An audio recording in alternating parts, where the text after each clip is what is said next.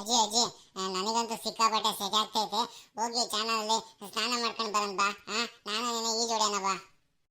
ಹ್ಞೂ ಕಣಪ್ಪ, ನಾನು ಹೊತ್ಲಾಗೆ ನಿನ್ನಂಗೆ ಹುಡುಗ ನೋಡು, ಅದಕ್ಕೆ ನಾನು ನಿನ್ನ ಜೊತೆ ಈಜೊಡಕ್ಕೆ ಬರ್ತೀನಿ. ನಡಿಯಪ್ಪ ನಡಿ. ನಾನು ನೀನು ಫ್ರೆಂಡ್ಸ್ ಆಗ್ಬಿಟ್ಟಿದ್ದೀವಲ್ಲ, ಹೋಗಿ ಚಾನಲಿಗೇನು ಒಳಗೆ ಬಿದ್ದು ಈಜೊಡ್ಕೊಂಡು ಬರೋದು ನಡಿಯಪ್ಪ. ಸಾಕು, ಸುಮ್ ಕುತ್ಕೊಳ್ಳೋ ಸಾಕತ್ಲಾಗೆ. ಹೋಗಿ ಆ ತೊಟ್ಟೆಗೆ ಬಿಡು, ತೊಟ್ಟೆಗೆ ಬಿದ್ದು ಈಜಾಡೋಕೆ ಕಲಿ. ನಿನ್ನ ಹಳೆ ಹತ್ರ ಕೈತೆ ತೊಟ್ಟಿ, ಅದ್ರ ನಿಂತ್ಕೊಂಡು ಈಜೊಡೆ ಕಲ್ದಿಕೊಳ್ಳಪ್ಪ. ಚಾನಲು ಒಡೆ ಹಳ್ಳ ಇವೆಲ್ಲ ಬೇಡ, ಸುಮ್ಮನೆ ಇರತ್ಲಾಗೆ. ಬೇಕಾರೆ ಸ್ನಾನ ಮಾಡು. ನಿಮ್ಮ ಅಪ್ಪ ಬರ್ತಾನಲ್ಲ, ಕರಿಯಪ್ಪ, ಅಪ್ಪ ನನಗೆ ಈಜು ಹೊಡಿಬೇಕು, ಸೆಕೆ ಆಗ್ತೈತೆ ಅಂತ ಹೇಳ್ಬಿಟ್ಟು ನಿಮ್ಮ ಅಪ್ಪನ ಕರ್ಕೊಂಡು ಹೋಗು. ನನಗೆಲ್ಲಪ್ಪ ಬರುತ್ತೆ ಈಜು. ನನಗೆ ನಾನು ಏನಾದ್ರು ಕೇಳಿದಾಗ, ಯಾವ್ದಾದ್ರು ಕೇಳಿದಾಗ ಬರೀ ಹಿಂಗೆ ಉತ್ತರ ಕೊಡ್ತೇನೆ ನೀನು. ಒಂದಕ್ಕೆ ನೀನು ನನಗೆ ಆಯ್ತು ಅಂತ ಹೇಳೋದೇ ಇಲ್ಲ, ಬರೀ ಬೇಡ ಬೇಡ ಅಂತಾನೆ ಹೇಳ್ತೀಯ. ನನಗೊಂದು ಸಾಕಾಗೋಗೈತೆ. ಎಲ್ಲರೂ ಹುಡುಗರೆಲ್ಲ ಸ್ವಿಮ್ಮಿಂಗ್ ಪೂಲ್ನಾಗೆ ಈಜು ಹೊಡೆಯೋದು ಕಲ್ತ್ಕೊಳಕ್ ಹೋಗ್ತದೆ, ನಮ್ಮನೆಗೆ ತೊಟ್ಟಕ್ಕೆ ಬಿಡು ಅಂತ ಹೇಳ್ತೇನೆ ನೀನು. ತೊಟ್ಟಿಗೆ ಹೆಂಗೆ ಈಜು ಹೊಡೆ ಕಲ್ತ್ಕೊಳ್ಳೋದು? ಕಡಿಮೆ ಅಂತಂದ್ರೆ ಮೀನಿನ ತೊಟ್ಟಿನ ಅಷ್ಟೇ ಆಗಲ್ಲ ಇರಬೇಕು ಅತ್ಲಾಗೆ. ನಾನು ಅಪ್ಪನ ಕರ್ಕೊಂಡೋಗಿ ಈಜೋಡೆ ಕಲ್ತ್ಕೊಬಿಡ್ತೀವ. ಎಲ್ಲರೂ ಈಜೋಡೆ ಕಲ್ತವ್ರೆ. ಜೂನ್ ತಿಂಗಳಿಗೆ ಸ್ಕೂಲ್ ಓಪನ್ ಆಗುತ್ತೆ. ನಾನು ಅಷ್ಟರೊಳಗೆ ಈಜೋಡೆ ಕಲ್ತ್ಕೋಬೇಕು ಅಂತಿದ್ರೆ ಈ ಅಜ್ಜಿ ನೋಡಿ ಹಿಂಗನ್ನುತ್ತೆ. ಹೂನಪ್ಪ, ಕರೆಕ್ಟು, ನೀನು ಹೇಳ್ತಿರೋದು ಕರೆಕ್ಟಪ್ಪ. ನಿಮ್ಮ ಅಪ್ಪ ಕರಿಯಪ್ಪ ಇದ್ದಾನಲ್ಲ, ನಿಮ್ಮ ಅಪ್ಪ ಕರಿಯಪ್ಪ, ನಿಮ್ಮ ಅಜ್ಜ ರಂಗಜ್ಜ ಇದ್ದಾರಲ್ಲ, ಅಲ್ಲಿಗೆ ಹೋಗ್ಬಿಟ್ಟು ಅವ್ರ ಹತ್ರ ಹೇಳ್ಬೇಕು ನೀನು. ಅಜ್ಜ ನಾನು ಹಿಂಗೆ ಈಜೋಡೆ ಕಲ್ತ್ಕೋಬೇಕು, ಸ್ಕೂಲ್ ಓಪನ್ ಆಗ್ತೈತೆ, ನಾನು ಈಜೋಡೆ ಕಲ್ಸ್ರಿ ಅಂತ ಹೇಳ್ಬಿಟ್ಟು ಅವ್ರಿಗೆ ಹೇಳಿದ್ರೆ ಅವ್ರು ಕರ್ಕೊಂಡೋಗಿ ನಿನಗೆ ಈಜೋಡೆ ಕಲ್ಸ್ತಕ್ಕಣಲ್ಲ. ಒಬ್ರಲ್ದು ಇಬ್ರು ಇರ್ತಾರೆ, ಇಬ್ಬರನ್ನ ಕರ್ಕೊಂಡೋಗು, ಬಿಡಬೇಡ ನೀನು. ನನಗೆ ಕೇಳಿದ್ರೆ ನಾನೇಗಪ್ಪ ಕರ್ಕೊಂಡೋಗ್ಲಿ? ಈಜೊಡೆದು ಕಲ್ತ್ಕೊಳ್ಳೋದು ಭಾಳ ಒಳ್ಳೇದು. ನಮ್ಮ ಆತ್ಮರಕ್ಷಣೆಗೋಸ್ಕರ ಈಜೋಡನ್ನ ಕಲ್ತ್ಕೋಬೇಕು. ಇಲ್ಲಿ ಇಲ್ಲ ಅಂತಂದ್ರು ಬೇರೆ ಯಾವ್ದಾರ ಜಾಗದಲ್ಲಿ ಈಜ್ಗೀಜ್ ಹೊಡೆದು ಒಂದು ದಡದಿಂದ ಇನ್ನೊಂದು ದಡಕ್ಕೆ ಈಜು ಹೊಡೆದ್ಬಿಟ್ಟು ಹೋಗ್ಲೇಬೇಕಾಗಿರುತ್ತೆ. ಅಂಥ ಸಂದರ್ಭದಲ್ಲಿ ಮತ್ತೆ ಯಾರಾದರೂ ನಮ್ಮನ್ನ ತೊಳ್ಬೇಕಾದ್ರೆ ನೀರೊಳಗೆ ಬೀಳಿಸಿದಾಗ ಅವಾಗ ನಮ್ಗೆ ಈಜಿನ ಅವಶ್ಯಕತೆ ಇರುತ್ತೆ. ನಮ್ಮ ಆತ್ಮರಕ್ಷಣೆಗೋಸ್ಕರ ನಾವು ಈಜು ಹೊಡೆದನ್ನ ಕಲ್ತ್ಕೋಬೇಕು, ಈಜು ಹೊಡೆದು ಕಲ್ತ್ಕೋಬೇಕು, ಮರ ಹತ್ತೋದು ಕಲ್ತ್ಕೋಬೇಕು, ಸೈಕಲ್ ಓಡಿಸ್ಬೇಕು, ಇವೆಲ್ಲ ಬೇಕಣಪ್ಪೋ. ಮತ್ ನಾನು ಹೇಳಿದ್ರೆ ನೀನು ತೊಟ್ಟೆಗೆ ಹೋಗು ಅಂತ ಹೇಳ್ತೀಯ. ತೊಟ್ಟೆಗೆ ಈಜೋಡೆ ಕಲ್ತ್ಕೊಳಕಾಗತ್ತೆ? ಆಯ್ತು ಬಿಡು, ನಾನು ಅಜ್ಜನು ನಮ್ಮ ಅಪ್ಪನ ಕರ್ಕೊಂಡೋಗಿ ಈಜೋಡೆ ಕಲ್ತ್ಕೊಳ್ತೀನಿ ನಾನು. ನಾನೇನು ನಿನ್ನ ಕರ್ಕೊಂಡು ಹೋಗಲ್ಲ ಬಿಡು. ಓಹೋ, ಏನ್ ಪುಟ್ರಂಗಜ್ಜಿ, ಇವತ್ತು ಬಣ್ಣ ಬಣ್ಣ ಸೀರೆ ಉಟ್ಕೊಂಡ್ಬಿಟ್ಟಿದ್ಯಾ? ಬಹಳ ಚೆನ್ನಾಗಿ ಕಾಣಿಸಿದ್ದೀರಾ ಇವತ್ತು ನೀವು. ಹ್ಞೂ ಕಣೆ ಅಮ್ಮಯ್ಯ, ಒಳ್ಳೆ ಹೀರೋಯಿನ್ ಕಣ್ಣ ಕಾಣಿಸ್ತಿದ್ದೀನಲ್ವೇ ನಾನು? ಇಲ್ಲ ಕಣ್ ಪುಟ್ರಂಗಜ್ಜಿ, ಎನ್.ಎಂ. ಸುಬ್ಬಲಕ್ಷ್ಮಿ ಇದ್ದಾರಲ್ಲ, ಹಳೆ ಹೀರೋಯಿನ್, ನರಸಿಂಹರಾಜ್ ಅವ್ರ ಜೊತೆ ಆಕ್ಟಿಂಗ್ ಮಾಡ್ತಿದ್ರಲ್ಲ, ಅವ್ನು ಕಾಣಿಸ್ತಿದ್ದೀರಾ ನೋಡು. ಸಾಕು, ಸುಮ್ಮನೆ ರಾಮ. ಯಾರಾದ್ರೂ ಕೇಳಿದ್ರೆ ತಿಕ್ಕ ಬಡ್ಕೊಂಡು ನಕ್ಕಾರು, ಸುಮ್ಮನೆ ಇರತ್ಲಾಗೆ. ಏನಂತೆ ನಮ್ಮ ಹೆಂಕಣ್ಣಂದು? ಯಾಕ ಮುಂಚ್ಕೊಂಡು ಕುತ್ಕೊಂಡಿದ್ದಾನೆ? ಏನಾಗಬೇಕಂತ ಅವನಿಗೆ? ಅವನು ನನ್ನ ಜೊತೆ ಈಜೋಡೆ ಕಲ್ತ್ಕೋಬೇಕಂತೆ. ನಾನು ಹೋಗಿ ಈಜು ಆಡಿಸ್ಬೇಕಂತೆ ಅವನಿಗೆ. ನಾನು ಅದಕ್ಕೆ ಹೇಳಿದ್ದಪ್ಪ, ನನಗೆ ಈಜಾಡೋ ವಯಸ್ಸಲ್ಲಪ್ಪ ನಂದು. ನಿಮ್ಮ ಅಪ್ಪನು ನಿಮ್ಮ ರಂಗಜ್ಜನ ಕರ್ಕೊಂಡೋಗಿ ಈಜಾಡೋದು ಕಲ್ತ್ಕೊಳಪ್ಪ ಅಂತ ಹೇಳ್ತಿದ್ದೀನಿ. ಈಜೋಡೋದು ಆತ್ಮರಕ್ಷಣೆಗೆ ಒಳ್ಳೇದು, ಎಲ್ಲೇ ಹೋದ್ರೂ ಈಜು ಬೇಕಾಗುತ್ತೆ ಅಂತ ಹೇಳಿದ್ರೆ ನಾನು ಹೇಳ್ತಿದ್ದೀನಿ. ಅದಕ್ಕೆ ಆಯ್ತು ಅಜ್ಜಿ ಅಂತ ಅಂದ. ಅದಕ್ಕೆ ಮುಂಚ್ಕೊಂಡು ಕೂತಿದ್ದಾನೆ, ಅವರೆಲ್ಲ ಹೋಗಿದ್ದಾರೆ ಅಂತ ಹೇಳ್ಬಿಟ್ಟು. ಹೆಂಗಪ್ಪ ಹೆಂಗಣ್ಣ, ಇತ್ತತ್ತಿರ್ಗಪ್ಪ. ಯಾಕಂಟಿ ನನ್ನನ್ನು ಮಾತಾಡಿಸ್ಬಿಡ್ರಿ ನೀವು. ನಾನು ನಮ್ಮ ಅಜ್ಜಿ ಹತ್ರನೇ ಅಷ್ಟೇ ಮಾತಾಡೋದು, ನಾನು ಯಾರ ಜೊತೆನೂ ಮಾತಾಡಲ್ಲ. ನಾನು ನಮ್ಮ ಅಜ್ಜ ನಮ್ಮ ಅಪ್ಪನ ಹುಡಿಕೊಂಡು ಹೋಗ್ತೀನಿ, ಹೋಗಿ ಅವ್ರ ಹತ್ರನೇ ಈಜು ಕಲ್ತ್ಕೊಳ್ತೀನಿ. ನಾನು ಕಲ್ತ್ಕೊಳ್ಳಿವಂತೆ ಒಂಚೂರು ತಿರುಗಪ್ಪ, ಒಂಚೂರು ಮುಖ ನೋಡೋಣ ನಿಂದು. ಏನಂತೆ? ಹೆಂಗಣ್ಣ, ನಿಮ್ಮ ಅಜ್ಜಿ ಹೇಳಿದ್ದು 100ಕ್ಕೆ 100 ಸತ್ಯ ಕಣಪ್ಪ. ಈಜು ಹೊಡೆದು ಕಲ್ತ್ಕೋಬೇಕು, ಹಂಗೆ ಅದ್ರ ಜೊತೆ ಮರ ಹತ್ತೋದು ಕಲ್ತ್ಕೋಬೇಕು. ಈಜಾಡಕ್ಕೆ ಬಂದ್ರೆ ಒಂದು ಊರಾಗೆ ಒಂಥರ ಗ್ರೇಡ್ ಇದ್ದಂಗೆ. ಎಲ್ಲರೂ ಈಜು ಕಲ್ತ್ಕೊಳಕ್ ಆಗಲ್ಲ, ನೀನ್ ಕಲ್ತ್ಕೊಂಡ್ಬಿಡಪ್ಪ. ಆರೋಗ್ಯಕ್ಕೂ ಒಳ್ಳೇದು, ಆತ್ಮರಕ್ಷಣೆಗೂ ಒಳ್ಳೇದು. ಆಯ್ತು, ಕಲ್ತ್ಕೊಳ್ತೀನಿ. ಈಜೊಡೆದ್ನ ನಾನು ಕಲ್ತ್ಕೊಳ್ತೀನಿ. ಯಾಕಂದ್ರೆ ಜೂನಿಗೆ ನಮ್ಮ ಸ್ಕೂಲ್ ಓಪನ್ ಆಗುತ್ತೆ, ಸ್ಕೂಲ್ಗೆ ಹೋಗ್ಬೇಕು. ಅವಾಗ ಈಜೊಡೆಯಕ್ಕೆ ಟೈಮ್ ಸಿಗಲ್ಲ ನನಗೆ, ಅದಕ್ಕೆ ಇವಾಗ ರಜೆ ಆಯ್ತಲ್ವಾ, ಇವಾಗ ಕಲ್ತ್ಕೊಳ್ತೀನಿ. ಅಜ್ಜಿ ನಾನು ಹೋಗ್ತೀನಿ. ಅಪ್ಪಾಜಿ ಅಲ್ಲಿ ಉಮೇಶ್ ಅಪ್ಪ ಹೋಟ್ಲ ಹತ್ರ ಇರುತ್ತೆ, ನಾನು ಅಲ್ಲಿ ಹೋಗಿ ನೋಡ್ತೀನಿ ಅಪ್ಪನ. ಬರ್ತೀನಿ. ಆಯ್ತು, ನಾನು ಅಪ್ಪಾಜಿನ ಮತ್ತೆ ಅಜ್ಜಿನ ಹುಡ್ಕೊಂಡು ಹೋಗ್ತೀನಿ. ಅಂಗಡಿ ಹತ್ರ ಕೂತಿರ್ತಾರೆ, ಕರ್ಕೊಂಡು ಹೋಗ್ತೀನಿ ನಾನು ಅವ್ರನ್ನ.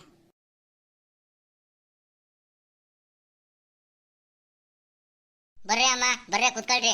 ಮನೆ ಕಡೆ ಬಂದು ಎಷ್ಟು ದಿವಸ ಆಯ್ತು ನೀವು? ಇವತ್ತು ಬಂದಿದ್ದೀರಿ ನನ್ನ ನೋಡಕ್ ನೀವು? ಅಯ್ಯೋ, ನಮ್ಮ ಕತೆ ಯಾಕೆ ಹೇಳ್ತೀರಾ? ಬಂದು ಬಂದು ಕೂಲಂಕುಷವಾಗಿ ಹೇಳ್ತೀವಿ. ಏನೇ ಅಮ್ಮ ನಿಮ್ದು ಅಂತ ಕತೆ? ಏನಾಗಬಾರ್ದಾಗಿರೋದು ನಿಮಗೆ? ಏನಾಗಬಾರ್ದ?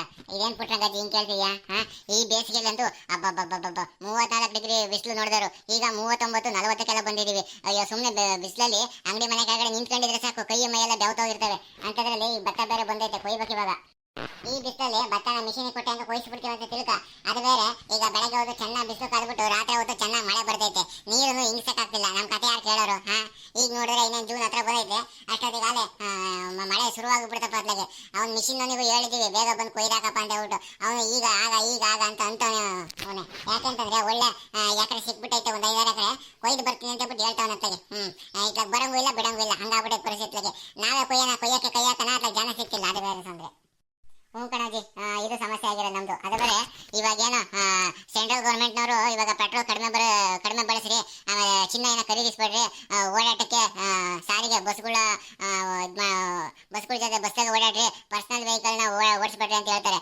ನಾವು ಹಂಗೆ ಮಾಡೋಕ್ಕಾಗೈತೆ? ಟ್ಯಾಕ್ರಿ ಓಡಿಸ್ಬೇಕಂತಂದ್ರೆ ಇವಾಗ ಟ್ಯಾಕ್ರಿ ಓಡಿಸ್ಬೇಕಾದ್ರೆ ಅದಕ್ಕೆ ಡೀಸೆಲ್ ಬೇಕೇ ಬೇಕು. ಅದಕ್ಕೆ ಟ್ಯಾಕ್ರಿ ಉಗಿಸಿದಂಗಾಗುತ್ತೆ. ಅದಾದ್ಮೇಲೆ ಗದೆ ಪದೇ ಮಾಡೋಕ್ಕೆ ನಮಗೆ ಟಿಲ್ಲರ್ ಓಡಿಸ್ಬೇಕು, ಕಲ್ಟಿವೇಟರ್ ಅವನ್ನೆಲ್ಲ ಓಡಿಸ್ಬೇಕತ್ಲಾಗೆ. ಅದನ್ನ ಓಡಿಸಂಗಿರಕ್ಕಾಗುತ್ತೆ. ಇವ್ರು ಮಾತ್ರ ರೋಡ್ ಶೋ ಮಾಡ್ತಾರೆ, ಚುನಾವಣೆಗೆ ರೋಡ್ ಶೋ ಮಾಡ್ತಾರೆ. ಏನ್ ಮಾಡಕ್ಕಾಗುತ್ತೆ? ಅವರೇ ಹೇಳ್ತಾರೆ ಅಂತ ಹೇಳ್ಬಿಟ್ಟು ನಾವು ಸುಮ್ಮನೆ ಕಾದೈತೆ ಮಾಡ್ಸಂತೆ ಮಾಡಿಸ್ಬೇಕತ್ಲಾಗೆ. ಇವಾಗ ನೇಗ್ಲು ಪಗ್ಲು ಎಲ್ಲ ಇದಾವಮ್ಮ, ನೇಗ್ಲು ಟ್ಯಾಕ್ರಿಗಳು ಟಿಲ್ಲರ್ಗಳು ಯಾವ ಬಂದ್ವು, ನೇಗ್ಲುಗಳು ಅವೆಲ್ಲ ಗೆದ್ಲಿಡಿದ್ವು. ಅಬ್ಬಬ್ಬಬ್ಬಬ್ಬ, ಈ ಮಧ್ಯಾಹ್ನ ಒಂದು 11 ಗಂಟೆ ಆಯ್ತು ಅಂತಂದ್ರೆ ಸಂಜೆ 4 ಗಂಟೆ ತನಕ ಬಿಸಿಲು ತಡೆಯಕ್ಕಾಗಲ್ಲ. ರಾಮ ರಾಮ ರಾಮ ಅಂತ ಬಿಸಿ ಗಾಳಿ ರಾಮ್ತಿರುತ್ತೆ. ಅದಕ್ಕೆ ನಾವು ತಿಳಿ ಸಾರು, ಅನ್ನ, ಮಜ್ಜಿಗೆ, ಮೊಸರುಳಿ ಬರೀ ಇದ್ರಾಗೆ ಕಾಲ ಹಾಕ್ತಿದ್ದೀವಿ ಹೊತ್ಲಾಗೆ. ನಾವೇನು ಚಿಕನ್ ಮಟನ್ ಏನು ಮಾಡ್ತಾ ಇಲ್ಲ. ಈ ಬೇಸಿಗೆಯಲ್ಲಿ ಉರಿ ಕಿತ್ಕೊಳ್ತಾ ಆಮೇಲೆ ಹೊಟ್ಟೆಗೆ ದಿನಕ್ಕೊಂದು 4-5 ಚಮ್ ನೀರು ಕುಡಿತೀನಿ ಚೆನ್ನಾಗಿ. ಭಾಳ ಚೆನ್ನಾಗಿದೆ, ಭಾಳ ಒಳ್ಳೆ ಉಪಾಯಗಳನ್ನ ಹುಡ್ಕೊಂಡಿದ್ದೀರಾ. ಆರೋಗ್ಯ ಸಲಹೆಗಳನ್ನ ಭಾಳ ಚೆನ್ನಾಗಿ ಕೊಟ್ಟದ ಕಣಜಿ. ಅದಕ್ಕೆ ನೀವು ಇಷ್ಟು ಚೆನ್ನಾಗಿ ಆರೋಗ್ಯದಿಂದ ಇದ್ದೀರಾ.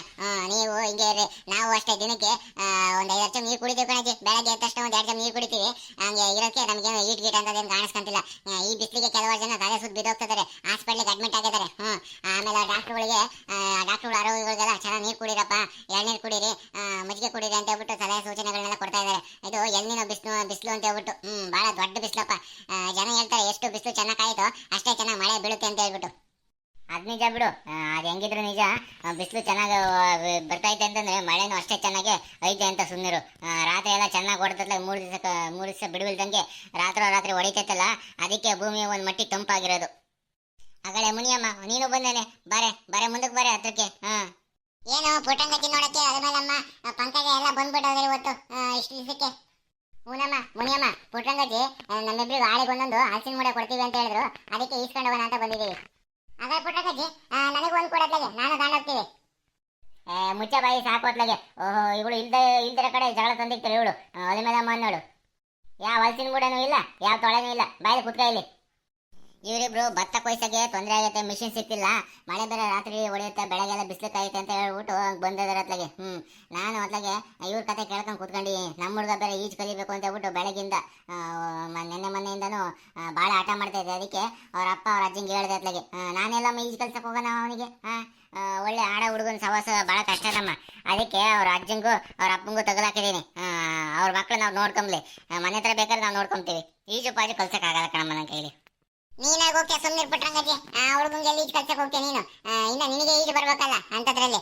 ಇಲ್ಲಿ ಸ್ವಿಮ್ಮಿಂಗ್ ಪೂಲ್ಗಳಿದಾವೆ, ಬರೀ ನೀರಿನ ತೊಟ್ಟಿಗಳಿದಾವೆ, ಚಾನಲ್ಗಳು ಐತೆ. 2-3 ಕಿಲೋಮೀಟರ್ ನಡ್ಕೊಂಡು ಹೋಗ್ಬೇಕತ್ಲಾಗೆ. ಇನ್ನ ಬ್ಯಾಕ್ ವಾಟರ್ಗೆ ಹೋಗ್ಬೇಕಲ್ಲ, ಅಲ್ಲಿಗೆ ಹೋದ್ರೆ ಭಾಳ ಚೆನ್ನಾಗಿರುತ್ತೆ. ಅದಕ್ಕೆಲ್ಲ ಗಂಡು ಮಕ್ಳು ಆಗ್ಬೇಕು. ನಮ್ಮಂತ ಹೆಣ್ಮಕ್ಳ ಕೈಲಿ ಅದಂಗೆ ಸಾಧ್ಯ ಆಗುತ್ತೆ.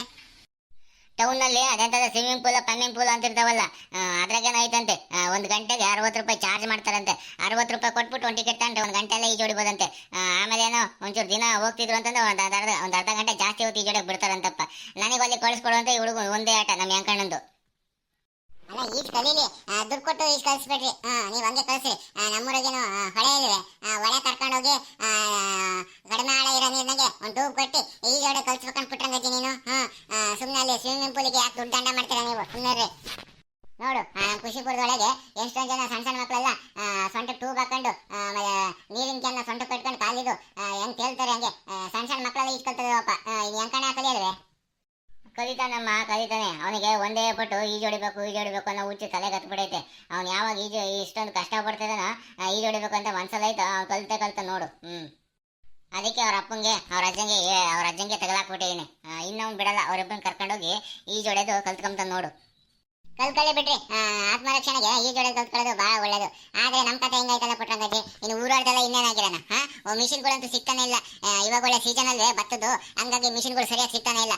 ಅಕ್ಕ ನಾವು ಕೇಳಿದ್ರೆ ನಾವು ಸೀನಿಯರ್ ಒಯ್ದು ಬರ್ತೀವಿ ಕಣಕ ಅಂತ ಅವ್ರದ್ದು ಬಡ್ಕೊಂಬುತ್ತೆ. ಅದಲ್ಲದೆ ಡೇ ಅಂಡ್ ನೈಟ್ ಕೆಲಸ ಮಾಡ್ತಾರಂತಪ್ಪ ಅವರು.